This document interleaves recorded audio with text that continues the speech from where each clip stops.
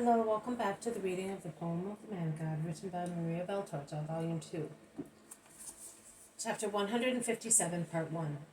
Instruction to the Women Disciples at Nazareth. 7th May 1945. Jesus is still at Nazareth, at home. Rather, he is in the old carpenter's shop. The 12 apostles are with him, as well as Mary, mother of James and Judas, Salome, Susanna, and something new, Martha. A really sorrowful Martha, with clear signs of tears below her eyes. A Martha who is lost and frightened at being alone in the presence of other people, and above all, of the Lord's mother. Mary endeavors to familiarize her with the other women and to relieve her of the feeling of uneasiness from which she sees she is suffering. But poor Martha's heart seems to be swelling more and more with her caresses. She flushes and weeps alternately under her veil, which she has pulled very low over her sorrow and discomfort.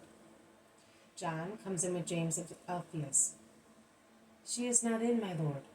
She and her husband are the guests of a friend of hers, so the servant said, says John.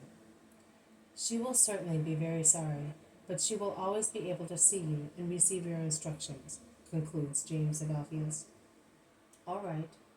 The group of women disciples is not here as I expected it, but you can see Martha, Theophilus' daughter and Lazarus' sister, is present in the place of the absent Joanna. The disciples know who Martha is, so does my mother. You too, Mary, and perhaps also you, Salome, have already heard from your sons who Martha is, not so much as a woman according to the world, but as a creature in the eyes of God. And you, Martha, on the other hand, know who these women are, who consider you as their sister and will love you very much. You will love you so much. You are their sister and daughter, and you are in great need of their love.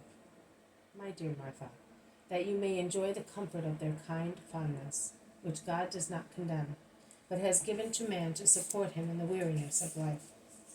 And God has brought you here just when I had chosen to lay the foundation. I could say to give you the canvas on which you will embroider your perfection of disciples. Disciple means to follow the discipline of the Master, of his doctrine. Therefore, in a wide meaning, all those who now and in future centuries will follow my doctrine will be called disciples. And to avoid mentioning many names, saying disciples of Jesus, according to the teaching of Peter and Andrew, of James or John, of Simon or Philip, of Judas or Bartholomew, or of Thomas and Matthew. They will be called Christians by one word only, which will unite them all under one sign. But in the great mass of the followers of my discipline, I have already selected the first and the second ones, and the same will be done throughout centuries in my memory. As in the temple, and even before in Moses' days, there was a pontiff, the priests, the Levites, those responsible for various services, offices, and duties, the singers, and so on. So, in my new temple, as large as the earth, which will last as long as the earth, there will be superiors and inferiors, all of them useful and loved by me.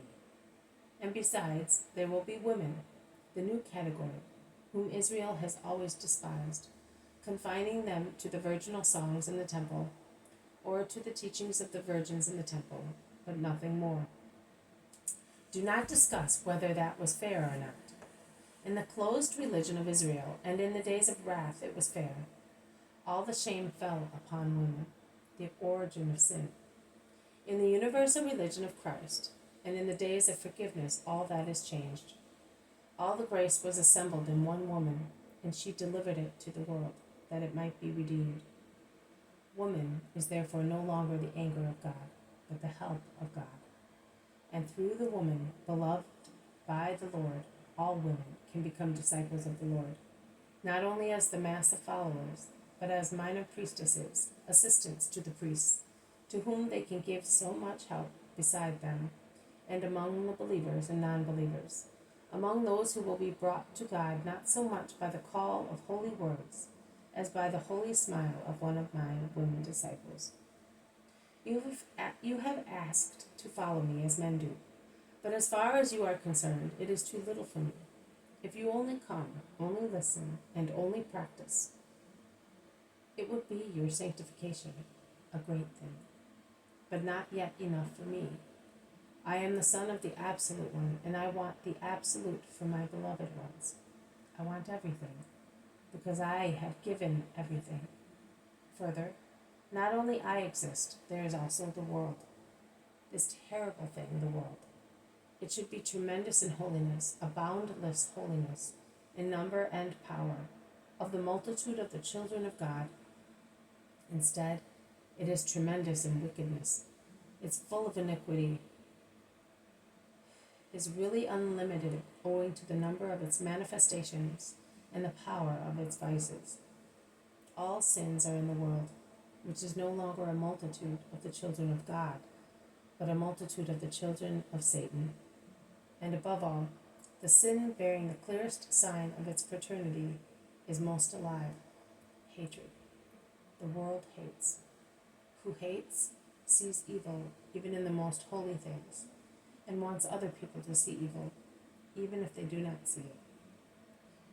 If you asked the world why I came, it would be to say to you, to do good and redeem, but it would say, to corrupt and usurp. If you asked the world what it thinks of you who follow me, it would say, you follow him to become holy and give comfort to the Master through holiness and purity. But it would say, you follow him because you have been seduced by the man. Such is the world. And I am telling you also that, so that you may consider everything before showing yourselves to the world as the chosen women disciples, the founders of a family of future women disciples, the cooperators of the servants of the Lord. Take your hearts in your hands and say to them, to those sensitive hearts of women, that you and your hearts with you will be scorned at, calumniated, spit at, trampled on by the world, by contempt, by falsehood, by the cruelty of the world. Ask your hearts whether they are capable of receiving all the wounds without shouting out of indignation, cursing those who wounded. Ask them whether they feel they can face the moral martyrdom of slander without going to the extent of hating the slanderers and the cause for which they are calumniated. Ask them whether, sated and covered with the envy of the world, they will always be able to exhale love, whether poisoned with absinthe, they will be able to squeeze out honey, whether when suffering all tortures of incomprehension, of scorn, of malicious gossip, they will still be able to smile, pointing to heaven, their goal, to which you wish to lead all other people out of womanly charity, which is motherly charity also in young girls, still motherly, even if bestowed upon old people who could be your ancestors, but are spiritual babies just born, and incapable of understanding and conducting themselves in the way, the life, the truth, the wisdom that I have come to bring.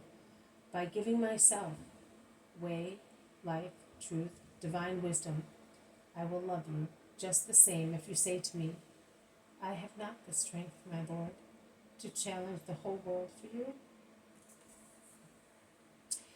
Yesterday, a girl asked me to immolate her before the hour of her wedding strikes, because she feels that she loves me as God is to be loved. That is with her whole self, with the absolute perfection of giving herself, and I will do it. I have concealed the hour from her, that her soul may not tremble with fear, or her body more than her soul. Her death will be like the end of a flower that closes its corolla in the evening, thinking it will reopen in the following day, but never opens it again, because the kiss of the night has sucked its life, and I will do it, according to her desire, by bringing forward her repose of death to a few days before mine, so that this first virgin of mine may not be kept waiting in limbo, and I may find her immediately after my death. This has been a reading from the poem of the Man God, written by Maria Valtorta, Volume 2, Chapter 157, Part 1, Instruction to the Women Disciples. at Nazareth. Thank you for listening. I will see you tomorrow. May God bless you, and may peace be with you.